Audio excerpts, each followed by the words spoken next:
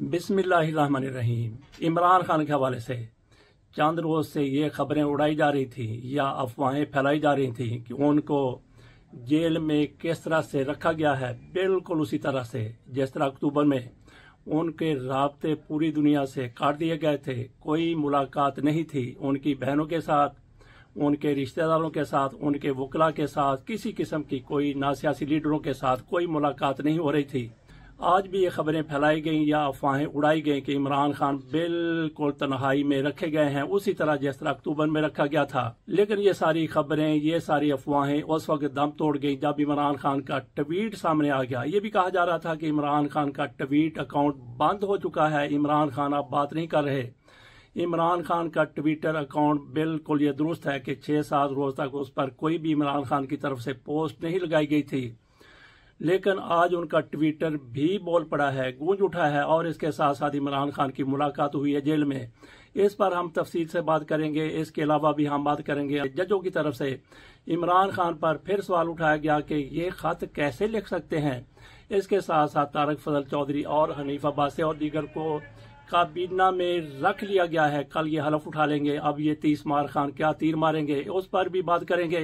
लेकिन इमरान खान के हवाले से पहले बात कर लेते हैं। इमरान खान ने अपने ट्वीट में जो कुछ कहा, उनके साथ वकला की मुलाकात हुई थी, सियासी लीडरों की मुलाकात हुई थी, तो वहां भी इमरान खान की तरफ से जो कुछ कहा गया सारी अफवाहें दम तोड़ गई। कहा जाता था कि इमरान खान की तबीयत ठीक नहीं है, वो गिर गए हैं, जख्मी हैं, या दीगर ऐसी ही अफवाहें उनकी सेहत के हवाले से फैलाई गई थी। वो सारी की सारी खत्म हो गई। इमरान खान ने बात की है, मोहसिन नकवी के हवाले से बात की है, उनकी हजामत की है, धो डाला है उनको कि किस तरह ये बंदा पीसीबी का चेयरमैन है और इसने क्रिकेट को डुबो दिया है। इसके साथ साथ उन्होंने शेर अफजल मरवत पर भी बात की है कि इसको हमने कितना रोका कि पार्टी के अंदर इख्तलाफी बात ना करो। ये बंदा बात नहीं आया। इमरान खान ने फिर तस्दीक कर दिया कि मैंने इसको पार्टी से निकाल दिया है।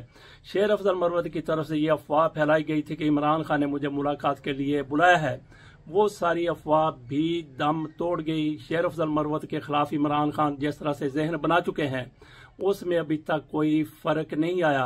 इमरान खान ने और क्या कुछ कहा वो सारा कुछ हम आपके सामने एक एक चीज करके रखते हैं। जिस तरह से उन्होंने रजीम के बारे में बात की, मोहसिन नकवी के हवाले से बात की और शेर अफजल मरवत के हवाले से बात की, उसके बाद फिर दीगर खबरों की तरफ चलेंगे। इमरान खान ने अडयाला जेल में वकला और मीडिया से गुफ्तगू में कहा, इस मुल्क की हकीकी आज़ादी की खातर हम आखिर तक लड़ेंगे। अडयाला जेल को एक कर्नल गैर कानूनी तौर पर कंट्रोल किए हुए है जो बिल्कुल गैर कानूनी है। इमरान खान मजीद कहते हैं कि जेल मैनुअल के मुताबिक जेल अथॉरिटी इंचार्ज है, लेकिन कर्नल कानून को जूते की नोक पर रखते हुए सब कुछ काबू किए हुए है। मेरी अहलिया से मेरी मुलाकात जेल मैनुअल में इजाज़त के बावजूद बार बार रुकवाई जा रही है। ये तीसरी दफ़ा है कि मेरी मुलाकात बुशरा बीबी से नहीं करवाई गई। अदालत के अहकामात के बावजूद मुझे मुलाकात की इजाज़त नहीं दी जाती। इमरान खान मजीद कहते हैं कि मेरी सियासी लोगों से भी मुलाकात नहीं करवाई जाती। दूर दराज से लोग मुझसे मुलाकात के लिए आते हैं, उनको घंटों इंतज़ार करना पड़ता है, लेकिन उनको इजाज़त नहीं दी जाती। मेरी किताबें तक रोक ली जाती हैं। ये सब कुछ करने का मकसद मुझ पर और मेरी अहलिया पर दबाव बढ़ाना है, लेकिन हम टूटने वाले नहीं हैं। इमरान खान पहले भी ये बातें कर चुके हैं। मजीद वो कहते हैं कि इंसानी हकूक से मुतल्लिक़ हमारी पिटीशंस अभी तक लाहौर हाई कोर्ट में, जस्ट बाकर नजफी, इस्लामाबाद हाई कोर्ट और सुप्रीम कोर्ट में ज़ेरे इल्तवा हैं, जिन पर अब तक कोई सुनवाई नहीं हुई। मुल्क में चादर चार दीवारी का तकद्दुस पामाल है, गैर कानूनी छापे मारे जा रहे हैं। हमें एक जलसा या कन्वेंशन तक करने की इजाज़त नहीं है। आइन हमें ये हक देता है कि हम जलसे करें, लेकिन हमसे हमारे आइनी हकूक छीने जा रहे हैं। मुल्क में हर तरफ इंसानी हकूक पामाल हैं और अंधेरों का दौरा है। इमरान खान मजीद कहते हैं कि पाकिस्तान को क्रिकेट की वजह से बैनुल-अक़वामी सतह पर पजीराई मिलती आई है, मगर अब इस शोबे की भी मंजूर नजर अफराद की भर्तियां करके तबाही कर दी गई है। मोहसिन नकवी की साख क्या है, सिवाय इसके कि वो इस्टेब्लिशमेंट का टाउट है, उसने क्रिकेट की तबाही कर दी है। क्रिकेट के हवाले से पूरा निज़ाम चेयरमैन के ज़ेरे साया होता है। मोहसिन नकवी के पास क्रिकेट के हवाले से कोई तजर्बा नहीं है। किसी भी बॉलर के लिए बहुत ज़रूरी होता है कि वो टेस्ट क्रिकेट खेलता हो ताकि उसमें स्टेमिना मौजूद हो, मगर यहाँ टीम में ऐसी सिलेक्शन की गई है जिसमें खिलाड़ियों ने एक टेस्ट मैच तक नहीं खेला। जब मैं वज़ीर आज़म था तो रमीज़ राजा को चेयरमैन बनाया था, जो क्रिकेट का खिलाड़ी और तजर्बाकार था। मोहसिन नकवी को पहले निगरान वज़ीर आला लगाया गया। उसके दौर में जिस तरह इंसानी हकूक़ की पामाली हुई, इसकी मिसाल नहीं मिलती। 8 फरवरी को मुल्क का सबसे बड़ा फ्रॉड हुआ, तब भी यही निगरान वज़ीर आला था और इसकी सरपरस्ती में पंजाब में इंतखाबी फ्रॉड हुआ था। अब ये वज़ीर दाखिला है और पाकिस्तान में अमन अमान के हालात ख़राब हैं। ये शख्स हर शोबे में नाकाम है। मोहसिन नकवी आसिफ जरदारी को अपना आइडियल मानता है, वही आसिफ अली जरदारी जिसके मिस्टर 10% के किस्से पूरी दुनिया में मशहूर हैं। ये शख्स का आइडियल आसिफ अली जरदारी जैसा शख्स हो, उसकी कारकर्दगी क्या हो सकती है। मेरे मुकर्रर करदा पार्टी ओहदेदारान ही पार्टी पॉलिसी देने के मजाज हैं, ये इमरान खान की तरफ से कहा गया। मजीद उन्होंने कहा कि पार्टी डिसिप्लिन की बहुत अहमियत है। जंग बाहर वालों के खिलाफ होती है, अपने लोगों के खिलाफ बात करके और असल मौज़ूआत से तवज्जो हटाकर दूसरी जमातों का एजेंडा परवान चढ़ता है। मेरे बार बार मना करने के बावजूद शेर अफजल मरवत बयान देने से बाज नहीं आया, नहीं रुका, तो इसलिए उसको पार्टी से निकाला है। ये इमरान खान की तरफ से कहा गया। अब चलते हैं अदालत में, ज़रा अमीनुद्दीन साहब की अदालत में, फौजी अदालतों में सिविलियन के ट्रायल के हवाले से जो केस है अमीनुद्दीन साहब की अदालत में, 7 रुकनी बेंच है, उन्होंने मंडली लगाई हुई है, केस को तूल देते चले जा रहे हैं। बहरहाल इमरान खान के वकील कल अजीज भंडारी ने अपने दलाल दिए। मसरत हलाली, अमीनुद्दीन खान और जमाल खान मंदू खैल की तरफ से अपनी अपनी डफली और डुगडुगी बजाई गई, अपना अपना राग अलापा गया। उज़ैर भंडारी की तरफ से एक मौके पर कहा गया कि हम इमरान खान के साथ मुलाकात के लिए जाते हैं जेल, तो वहाँ पे कागज़ का एक टुकड़ा भी नहीं ले जाने दिया जाता।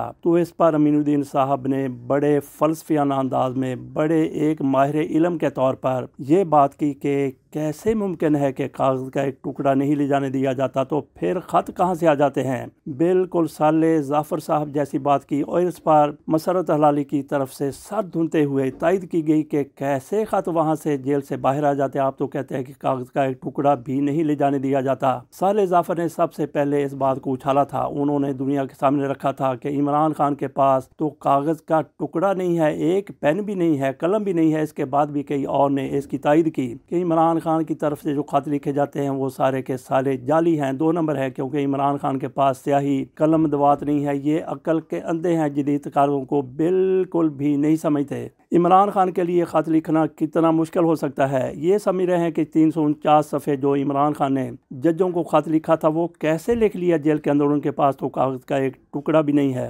हजूर इसके हवाले से तजिया निगार आपको बता चुके हैं, जिनको कोई थोड़ी सी अकल है, जिनको कोई समझ है, कि कोई भी किसी किस्म का खत किसी के सामने आता है, ट्वीट सामने आता है, अगर उसकी कोई शख्स की तरफ से ना सिर्फ यह कि तरदीद नहीं की जाती बल्कि तायद कर दी जाती है, तो उसी का समझा जाएगा उसने अपने कलम से लिखा या नहीं लिखा। इमरान खान के ट्वीट आते हैं तो इमरान खान उसकी तायद करते हैं। इमरान खान की तरफ से कई खत आ चुके हैं, उनमें से एक खत 349 सफ़े वाला वो चीफ साहिबान को, चीफ जस्टिस साहिबान को आया था। चीफ ऑफ आर्मी स्टाफ को 3 खत उनकी तरफ से लिखे गए, बाकी भी खत उनके आए, उन सब की इमरान खान ने तायद की है। इसी तरह से इमरान खान का ट्विटर अकाउंट भी चल रहा है, उस पर भी ट्वीट होते हैं। एक मौके पर उन्होंने ऐसा ट्वीट किया था कि ये लोग इमरान खान के ख़िलाफ़ इतने ज़्यादा उठे थे, इतने ज़्यादा भड़के थे, इतने ज़्यादा भुड़के थे कि इमरान खान ने ये फ़ौजी सरबराह के बारे में क्यों कह दिया।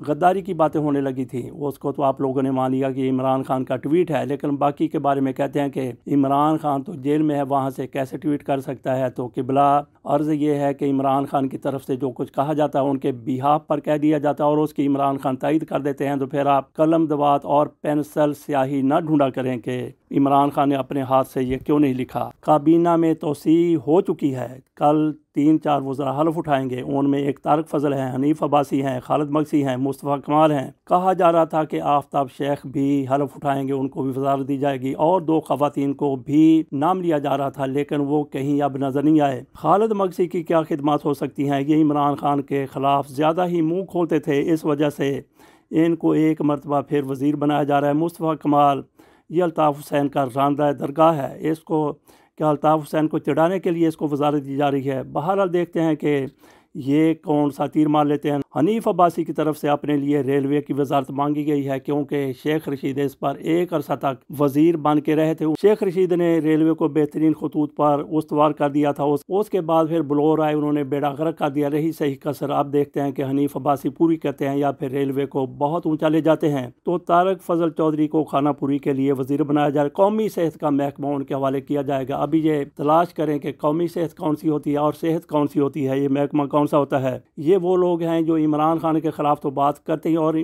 मियां नवाज शरीफ की भी टेल कैरी करते हैं। टेल कैरी का मतलब ये है कि दुम उठाना। दुम उठाने का मतलब टेल कैरी TC, खुशामद की हदें क्रॉस कर जाते हैं। इस वजह से इनको वजारतें मुबैना तौर पर दी गई हैं। ग्रैंड अलाइंस की बात कर लेते हैं। ग्रैंड अलाइंस पर तहरीक इंसाफ को बड़ा भरोसा है, लेकिन ये फंदा है किसके लिए फंदा? हुकूमत के लिए फंदा, अदारों के लिए फंदा नहीं, बिल्कुल नहीं, बल्कि ये तहरीक इंसाफ के लिए, इमरान खान के लिए फंदा है। शाहिद खाकान अब्बासी इसमें शामिल हैं, मौलाना फजलुर रहमान हैं, महमूद अचकज़ई हैं, अख्तर मेंगल हैं, और ये सारे के सारे वो मोहरे हैं जो इमरान खान के ख़िलाफ़ ज़ुबान दराजी करते रहे हैं। बल्कि इमरान खान की हुकूमत गिराने में कौन सा इनमें बंदा है जो पीछे था? ये ऐन उस मौके पर जब देखेंगे कि इमरान खान कोई बहुत बड़ा क्रेडिट लेने जा रहा है तो ये चुपके से नीचे से खिसक जाएंगे। उधर देख लें गवर्नर, वो भी एहतजाज करते हुए नजर आ रहे हैं। फैसल करीम कुंडी की तरफ से कहा गया है कि बल्दियाती नुमाइंदों को अगर उनका हक ना मिला तो ईद के बाद मैं धरना दूंगा। CM के ऑफिस के सामने जाके धरना दिया जाएगा। भाई ईद का क्यों इंतज़ार? अब जबकि बल्दियाती नुमाइंदों का हक उनके पास नहीं है तो अभी से धरना दें, बाद में क्यों जाके धरना देना है? बाकी ये दोनों गवर्नर मांगे तांगे के हैं। एक तो खैबर पख्तूनख्वा ये फैसल करीम कुंडी और दूसरे सलीम हैदर जो पंजाब के गवर्नर हैं। ना इनको कोई पूछता है ना उनको कोई पूछता है। कल हो सकता है कि अपनी मराहत के लिए, ये तनख्वाह के लिए और दीगर गाड़ी शाड़ी के लिए धरना अपने लिए देते हुए नज़र आएँ। ये मांगे तांगे के गवर्नर हैं, ओहदेदार हैं। ये चोर दरवाजे से इक़्तिदार में आए हैं तो चोर दरवाजे से इक़्तिदार में आने वालों के लिए जो कुछ होता है लितर पौला, वही इनके साथ भी हो रहा है। उधर अली अमीन गन्नापुर तहरीक इंसाफ की हुकूमत वो फैसल करीम कुंडी को आगे लगाए हुए, इधर सलीम हैदर को मुस्लिम लीग नून वालों ने एक टके की भी उनको वैल्यू नहीं देते, इज़्ज़त नहीं देते। लेकिन ये फिर भी चिमटे हुए चलें, ठीक है कि हमें गवर्नर तो हम हैं, हमें मराहत तो हैं, गाड़ी तो है, बंगला तो है, सारा कुछ है। तो ऐसी मराहत पे मेरा ख्याल है कि बंदे को तौफीक कर देनी चाहिए। इजाज़त दीजिए, अल्लाह हाफ़िज़।